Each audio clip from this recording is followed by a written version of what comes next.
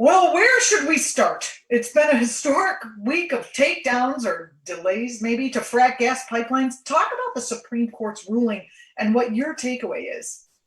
Yeah, well, I think it's important to to point out like what each different one was, and also take a step back. I guess from my perspective of someone covering this for like a decade, there's two things going on, right? So there's like the actual mechanics of like what does this mean? And I'll explain in a second. But just like I'll just say the overall like the the broader story here. I think it before I get into the slightly negative Nancy side of things with like putting a I little know bit. we all want to celebrate something good, but I think we Yeah, but should be honest. I definitely want to put some of that on the map first. Like it's still like pretty monumental. I mean, I especially want to start with the Dakota Access Pipeline. Or like this is the biggest grassroots movement 4 years ago, I would say, in the United States during the election cycle, that everyone who was not very enthusiastic about who the two candidates were in 2016, at least they had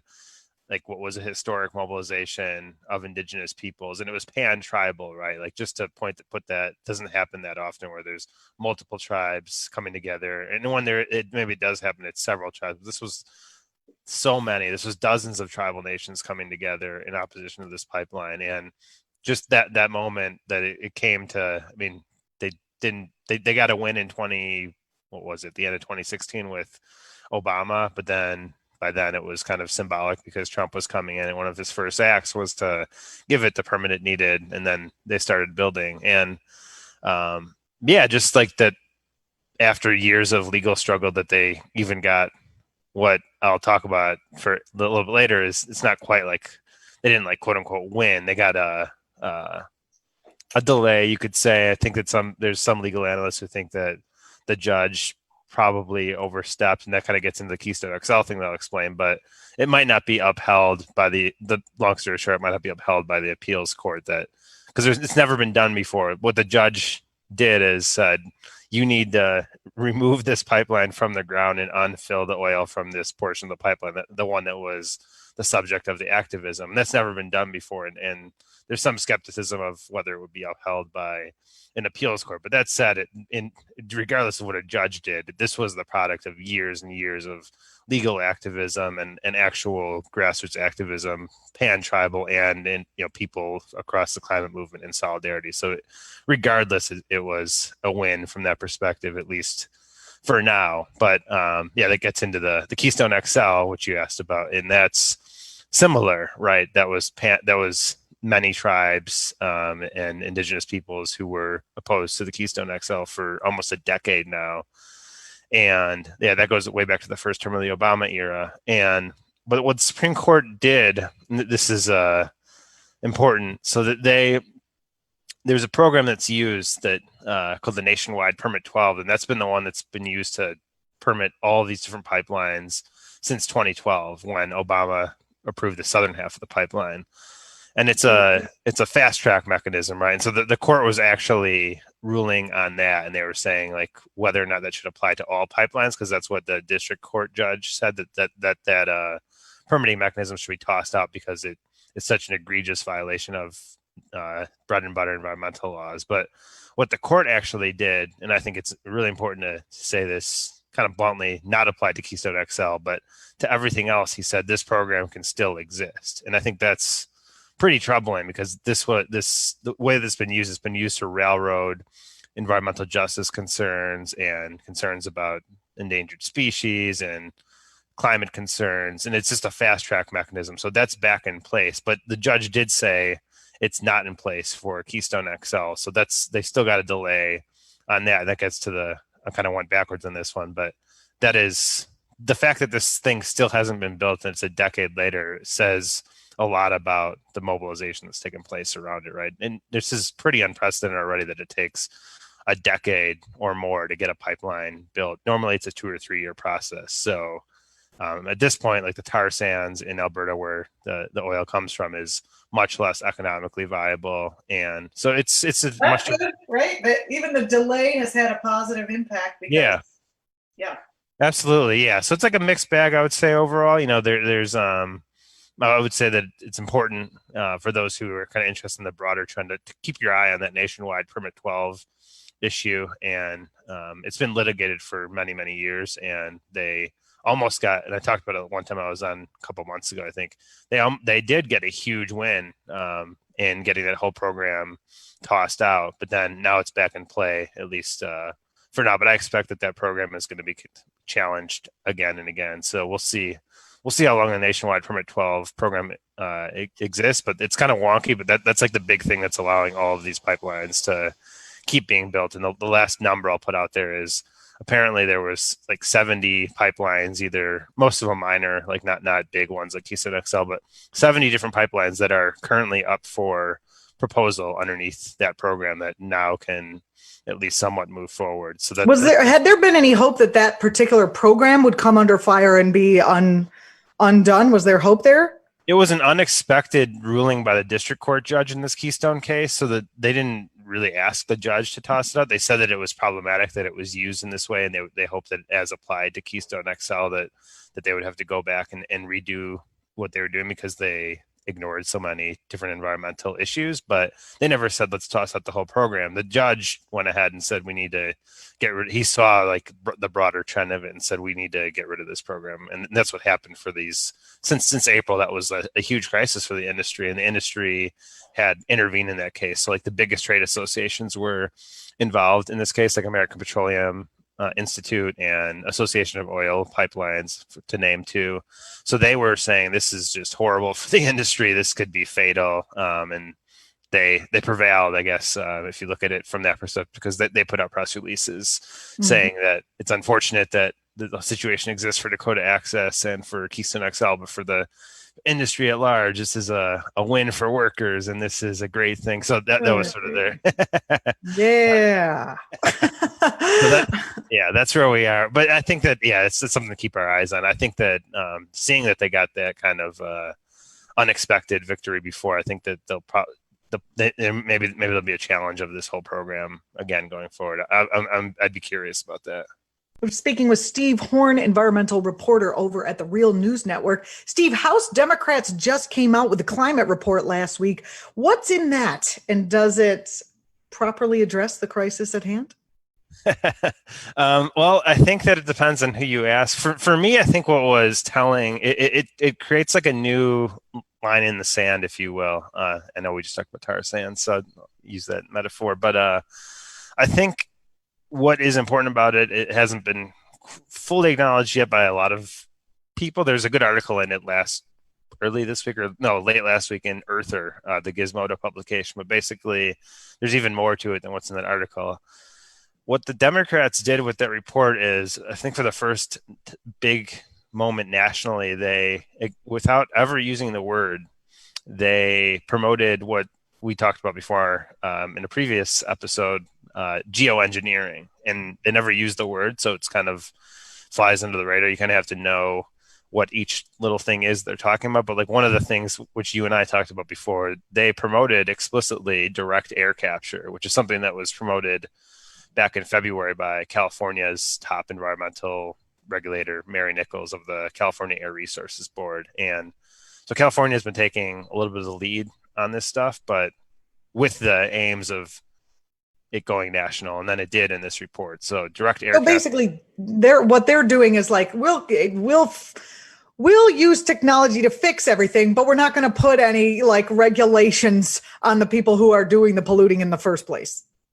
And that's the other thing. Yeah. So the other half of it is the regulations that I saw, at least for the fossil fuel industry, were like they existed, but I would say that it was sort of around the margins. Like it was like, we're gonna examine whether or not there's leaks from pipelines, and if there are, we might create regulations and X, Y, Z. But there was nothing in there in terms of like we're gonna find a way to phase out the production of fossil fuels, or we're gonna cut down on exports. It was all these things that was sort of like we're gonna somehow like regulate and look into it in different ways, but there's no like hard line where it's like we're going to phase out fossil fuels. And that's because if you look at some of the footnotes in the geoengineering section, as I'm calling it, even though they didn't call it that, it's citing a lot of stuff from Ernest Moniz, who I think is an important figure just to talk about for a second. Energy guy.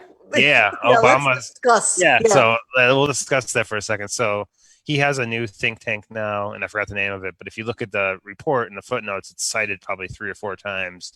And basically, his whole thing is we're not going to phase out fossil fuels. We're gonna, because it's not realistic, and we until we find like something that's on a parallel with jobs and can keep people employed and all that. We just can't do it. But what we can do is these different techno fixes. That's his new thing since he left the White House. Is there any evidence that he is beholden to the yes. yeah. Yes. Yes. He's on the board of directors of Southern Company, which is the largest natural gas utility company in the South and Southeast, especially the Deep South, like Mississippi and in those states, Georgia. And so he receives, I think it was in the past 2 years, just for serving on the board, he received like $500,000 in payment for serving on the board. So yeah, he is on the board of directors of that company, and it's a company whose fortunes he promoted when he was the Secretary of Energy under Obama. And yeah, he's just been really important on these particular issues, like direct air capture and different, like the huge one besides that, which is in the report, is carbon capture and sequestration, or CCS, or sometimes called CCUS, carbon capture utilization and storage. So just finding ways to use the carbon that's buried to like, in the report that said we can use this extra carbon to maybe manufacture plastics. And I was like, really? Like that's, we could dump those right in the ocean. Great idea. Yeah. So it's like when you read the fine print of it, you're like, wow, okay. So they're like doing a wholesale. They're saying we should like dump more money into CCS. They're saying we should put more money into research and development of different engineering techniques. I mentioned direct air capture. The one that Earther mentioned was solar geoengineering, which is even scarier, and that's already happening. Research on that and some potential small scale. What is that one?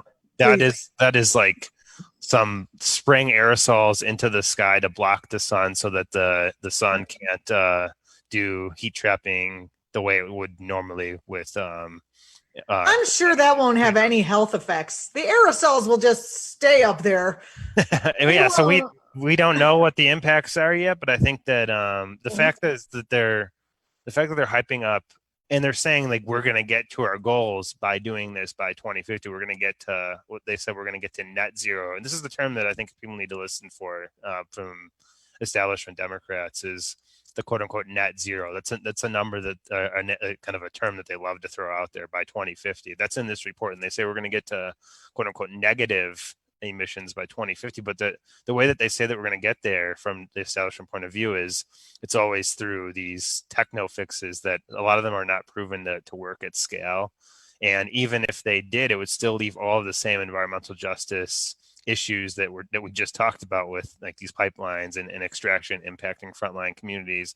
That would still be there. And it's still not even clear if it would actually reverse climate change. So yeah, it's in a lot of ways, I think that the report was problematic. I know that there's definitely things in there that are positive as well, but I think that in terms of like looking at how it impacts the fossil fuel industry, this is definitely their blueprint. And I'll just say that, for example, the American Petroleum Institute, who I just mentioned, they said they liked what was in the report, or the CCS. Well, it's good then if the American Petroleum Institute likes what's in there. Yeah, they had no big beef with it. And then the CCS Institute, which is basically, I said carbon capture and sequestration. It's just another version of American Petroleum Institute. If you look at the members, it's the same: ExxonMobil, BP. Do you think this report with Nancy Pelosi is just basically a signaling to business of what's going to happen under the Biden administration? I mean, I think businesses are a little tense because Biden has done things like put people from Sunrise on certain panels and this and that. We've got AOC with the Green New Deal. We've got hundreds of thousands of voters. We even have Republican voters who are concerned about the environment now that we didn't have last time. Do you think this is basically just the signaling to corporate, the corporations, that these corporate Dems are going to, follow the party line here? Yes. So I think rock the boat, even though AOC is, I think that it's just to back up for a second. So why is this select committee even there? It was actually a establishment response to the Sunrise Movement and its call for a select committee on the Green New Deal. And what came out of it was this report, which is I would just call it, this is the Moniz blueprint, which is the establishment of the climate, the establishment of the climate movement. Like he's like the thought leader of the establishment, we can say. And it signals at least that within the House Democrats like Pelosi and I guess Kathy Castor, who is the head of this select committee, but this is really created by Pelosi. This is their blueprint, right? This is what they see is there's lots of different legislation that's mentioned in this report that they actually cite, and that's the blueprint of what they think should be done on climate. And I think that just to go full circle, going back to Moniz, going to Biden, Moniz is a campaign advisor to Biden, and so is Heather Zeichel, who served in the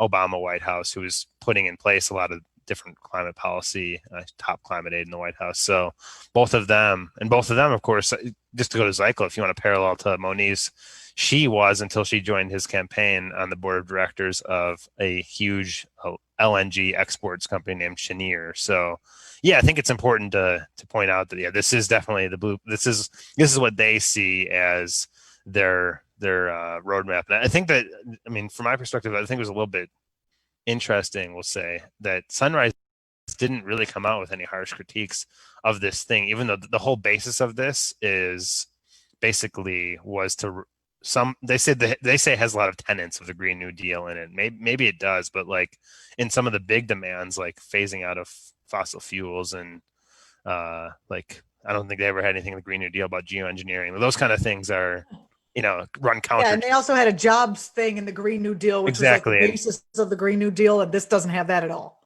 It does have jobs stuff in it, like I would say, but it doesn't have like the healthcare. I mean, I think they would say, well, we're progressing, but I think that it's still important to point out this. Regardless, it's really like that they're trying to advance geoengineering. That the oil and gas industry is cheering for it should ring some alarm bells for those who are observing it. I think there's still lots of there's still the party platform that has to be hashed out, and there's still like lots of fights ahead. But this is their blueprint. I think that's the short story of it. That's the blueprint of the establishment, we'll say, on climate policy. We're speaking with Steve Horn, climate reporter of the Real News Network. Thanks for talking to us about that one, Steve.